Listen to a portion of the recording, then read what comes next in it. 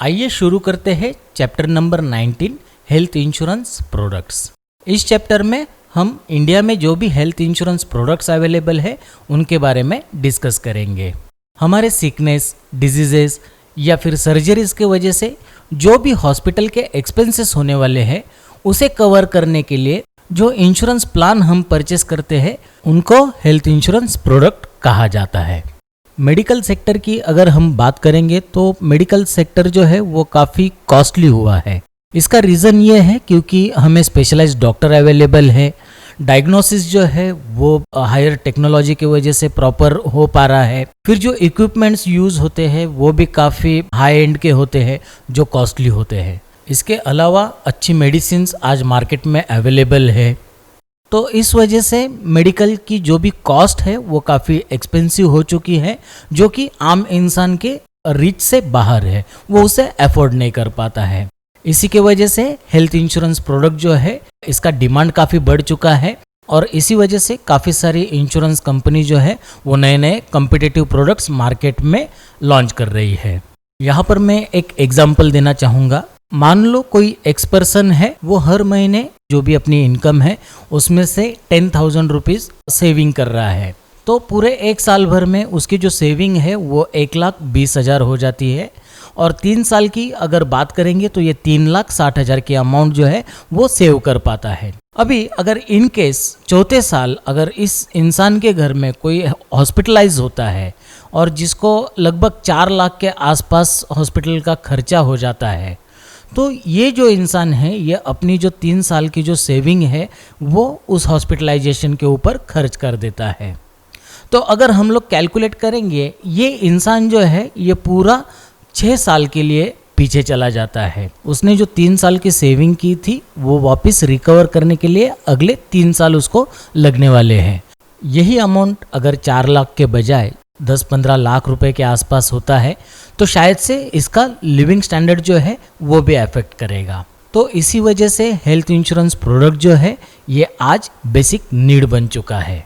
India में first retail health insurance product जिसे mediclaim कहा जाता था वो लॉन्च हुआ था 1986 में, जो 4 public sector general insurance companies है उन्होंने लॉन्च किया था। इन्हीं कंपनी द्वारा ओवरसीज मेडिक्लेम पॉलिसी और जन आरोग्य बीमा पॉलिसी जैसे प्रोडक्ट जो है वो लोगों को ऑफर किए जाते थे। General insurance companies, life insurance companies और stand alone health insurance companies जो है ये अलग अलग टाइप के हेल्थ इंश्योरेंस प्रोडक्ट आज हमें प्रोवाइड करते हैं।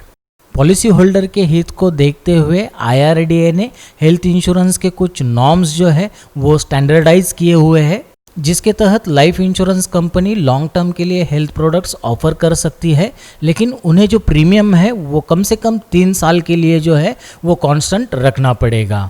3 साल के बाद अगर वो चाहे तो प्रीमियम रेट जो है वो मॉडिफाई कर सकती है। नॉन लाइफ और stand alone health insurance company जो है वो कम से कम 1 और मैक्सिमम 3 साल के लिए जो है वो प्रोडक्ट ऑफर कर सकती है और जिसका प्रीमियम है वो टेनर के लिए कांस्टेंट होना चाहिए। Normally health insurance product 3 categories के होते हैं, जिसमें पहली कैटेगरी जो है वो इंडिमनिटी कवर की है।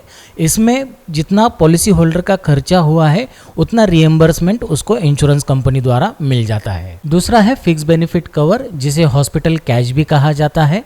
इसमें जो भी फिक्स अमाउंट है वो पॉलिसी होल्डर को दी जाती है। तीसरा जो है वो क्रिटिकल इलनेस कवर्स है, जिसमें क्रिटिकल इलनेस डायग्नोस होने पर इंश्योरेंस कंपनी जो है एक्सपेंसेस कवर करती है। इंडिया में पर्सनल एक्सीडेंट कवर और हेल्थ इंश्योरेंस प्रोडक्ट जो है वो सेपरेटली बेचे जाते हैं। वैसे ही इंडिया के बाहर अगर कुछ मेडिकल एक्सपेंसेस होते हैं तो वो हेल्थ इंश्योरेंस प्रोडक्ट में कवर नहीं किए जाते। उसके लिए अलग से ओवरसीज हेल्थ इंश्योरेंस और ट्रैवल इंश्योरेंस जो है वो खरीदी करना ज़रूरी होता है। हेल्थ इंश्योरेंस प्रोडक्ट ये इंडिविजुअल कवर, ग्रुप कवर या फिर राष्ट्रीय स्वास्थ्य बीमा योजना जैसी मास पॉलिसीज के तहत ऑफर किया जाता है। हॉस्पिटलाइजेशन इंडिमनिटी प्रोडक्ट ये नॉर्मली मेडिक्लेम पॉलिसी होती है। इसमें सम एश्योर्ड के लिमिट के दायरे में जो भी खर्चा होता है हॉस्पिटलाइजेशन में वो पॉलिसी होल्डर को रिएम्बर्स किया जाता है। डिस्कस करते हैं मेडिक्लेम पॉलिसीज में जो नॉर्मल टर्मिनोलॉजीज होती है उसके बारे में। इन पेशेंट हॉस्पिटलाइजेशन एक्सपेंसेस। इंडिमनिटी पॉलिसीज जो भी हॉस्पिटलाइजेशन के एक्सपेंसेस होने वाले हैं, चाहे वो इलनेस के द्वारा हो या एक्सीडेंट द्वारा, उसको बेयर करती हैं।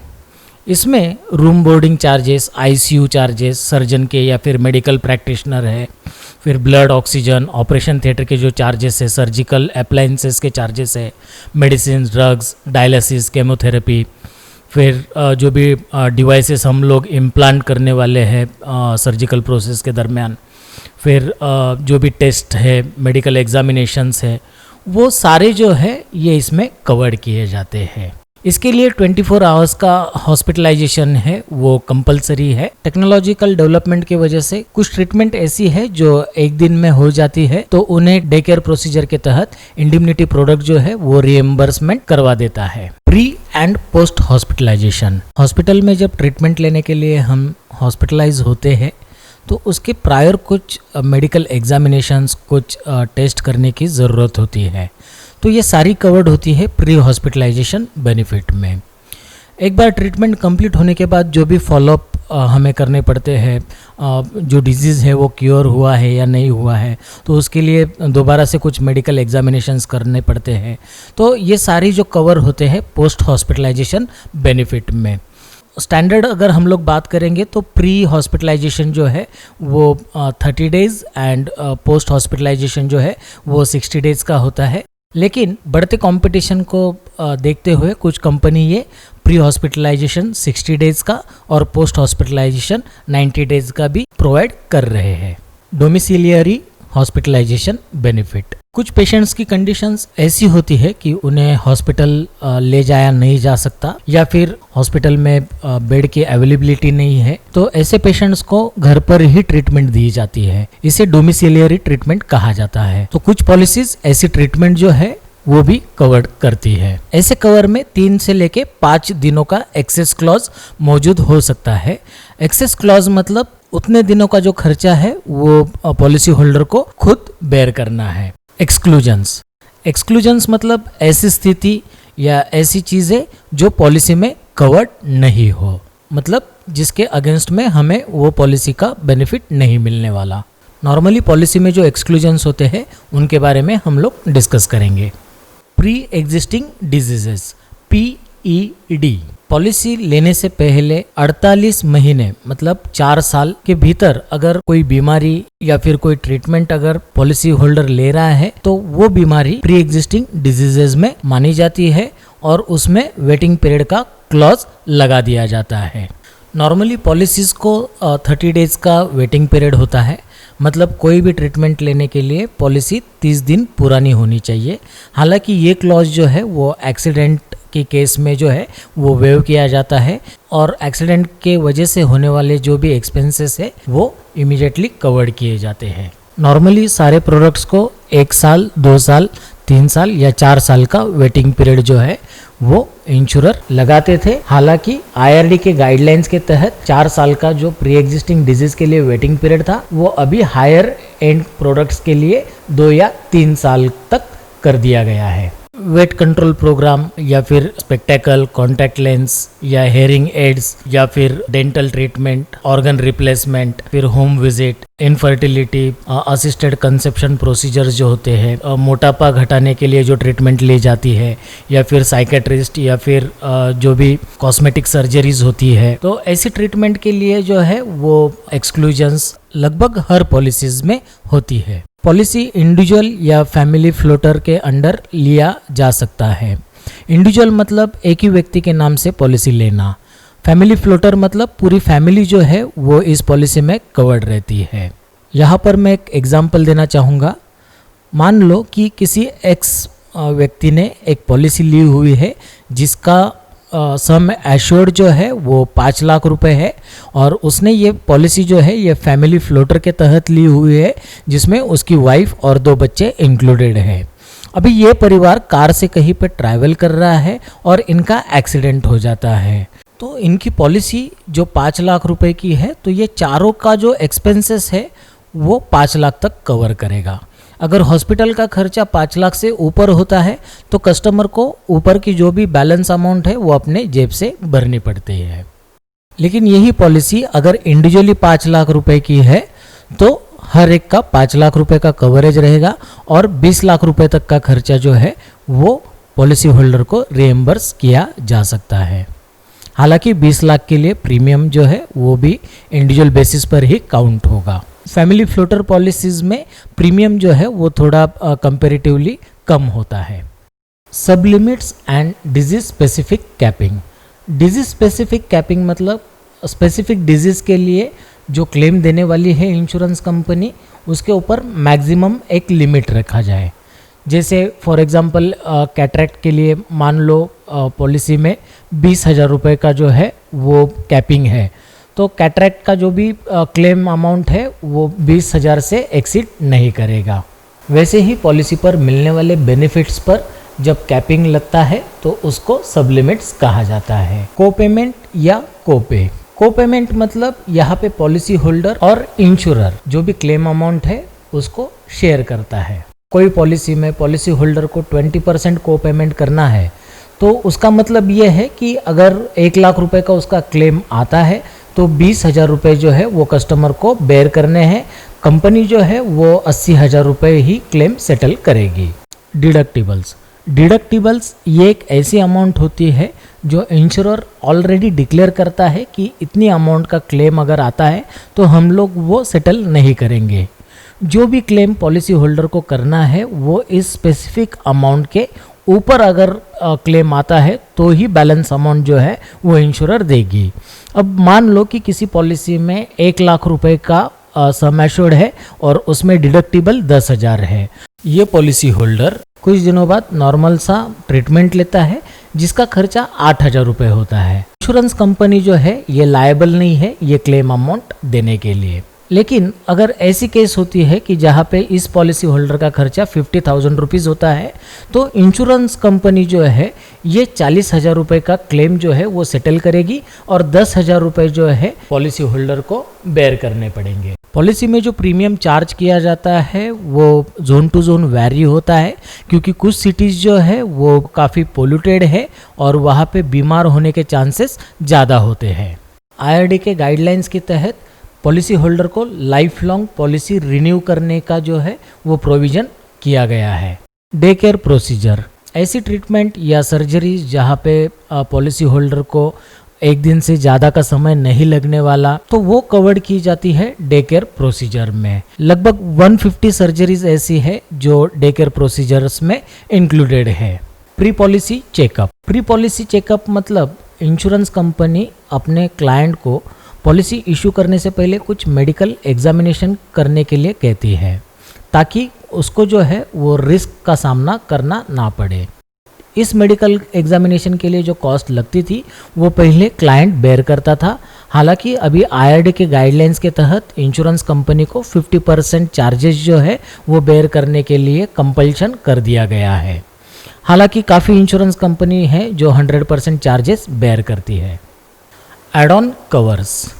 कुछ एडिशनल कवर जो है वो पॉलिसी के साथ लिए जाते हैं, जैसे मैटरनिटी कवर जो पहले पॉलिसीज़ में नहीं दिया जाता था लेकिन अभी काफ़ी पॉलिसीज़ जो है उसमें ये इंक्लूड किया जाता है अलग अलग वेटिंग पीरियड के साथ। क्रिटिकल इलनेस कवर जो है यहाँ पे जो भी क्रिटिकल इलनेस के लिए जो एक्सपेंसिव ट्रीटमेंट होती है तो उनको कवर करने के लिए जो है ये कवर लिए जाते हैं। रीइंस्टेटमेंट of some insured.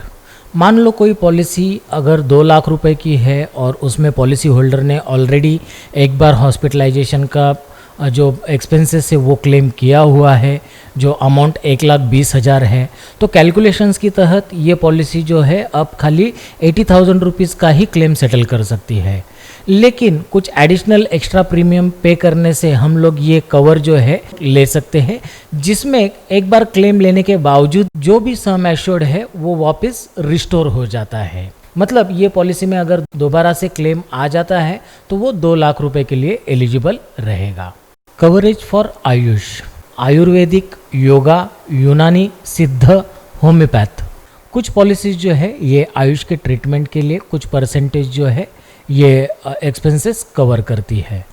Value added covers. कुछ इंश्योरेंस कंपनीज अपने कस्टमर को अट्रैक्ट करने के लिए कुछ एडिशनल कवर्स जो है वो प्रोवाइड करती है।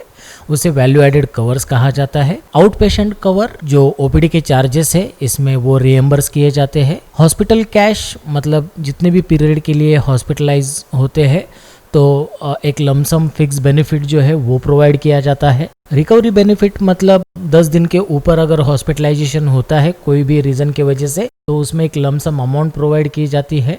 डोनर्स एक्सपेंसेस पहले जो है वो ऑर्गन ट्रांसप्लांट में जो डोनर्स होते थे तो उनका जो एक्सपेंसेस है वो कवर्ड नहीं किया जाता, लेकिन अभी जो है वो डोनर्स एक्सपेंसेस भी कवर्ड किए जाते हैं। फिर एम्बुलेंस का जो चार्जेस है एक लिमिट के तहत उसे भी रिएम्बर्स किया जा सकता है।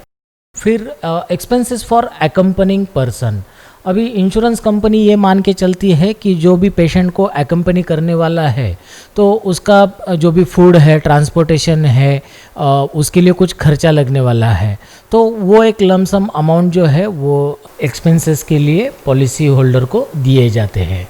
टॉप अप कवर, इसमें जिस पॉलिसी होल्डर को ज़्यादा सम एश्योर्ड चाहिए होता है तो वो टॉप अप कवर ले सकता है। पहले अगर किसी को ज़्यादा सम एश्योर्ड रिक्वायर्ड होता था तो जो भी एजेंट है या जो मीडिएटर है वो मल्टीपल पॉलिसीज खरीदने के लिए क्लाइंट को सजेस्ट करते थे जो कि कॉस्ट एफिशिएंट नहीं होता था। एग्जाम्पल के तौर पर हम लोग देखेंगे, मान लो किसी ने 5 लाख रुपए की पॉलिसी जो है वो खरीद ली है और उसको सालाना जो है वो 30,000 रुपीज़ का उसमें प्रीमियम आ रहा है।